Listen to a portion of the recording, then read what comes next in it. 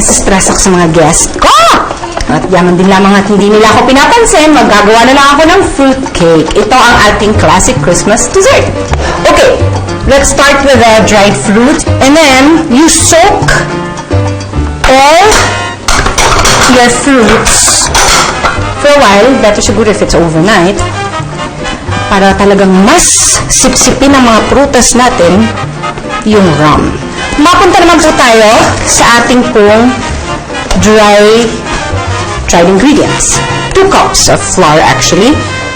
We have allspice and baking powder. Ayan, lagay lang po natin dyan. Kailangan lang po muna natin i-incorporate lahat ng ating dried ingredients. At, not to forget, our pinch of salt. Siguro nagtatanong kayo kagaya ko kung bakit ba kailangan may pinch of salt. They say that it makes all the flavors marry together and parang it tastes better kung merong konting salt. Kaya pinch lang talaga. Paghaluin lang po natin ng 1 cup ng white sugar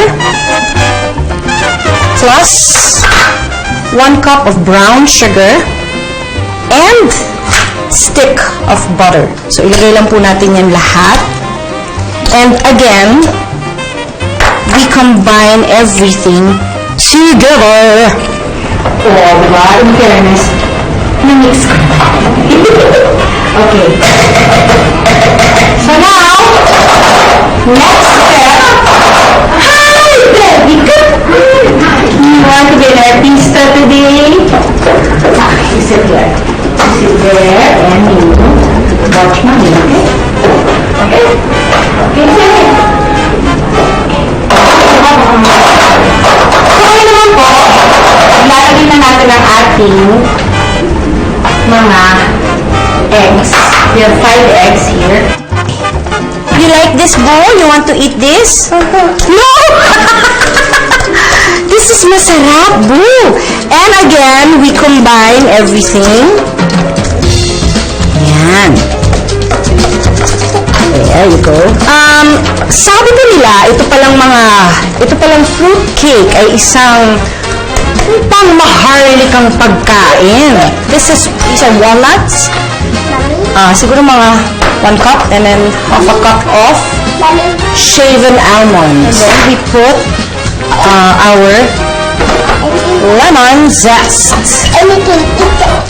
And now, itong ating fruits na soak sa ating rum.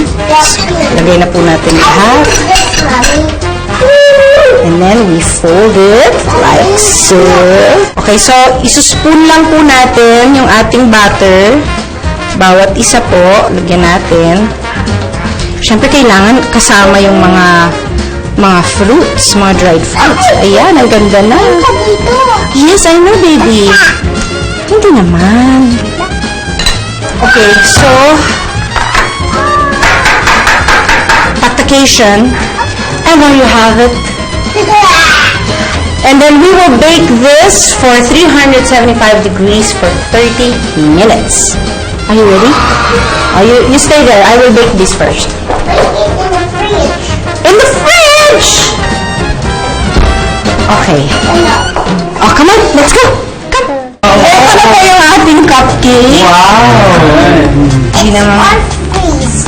Ayan. So, ngayon, mainit-init pa. Lagay lang natin dyan. Sarap-sarap naman. Pwede natin i-decorate. Oo.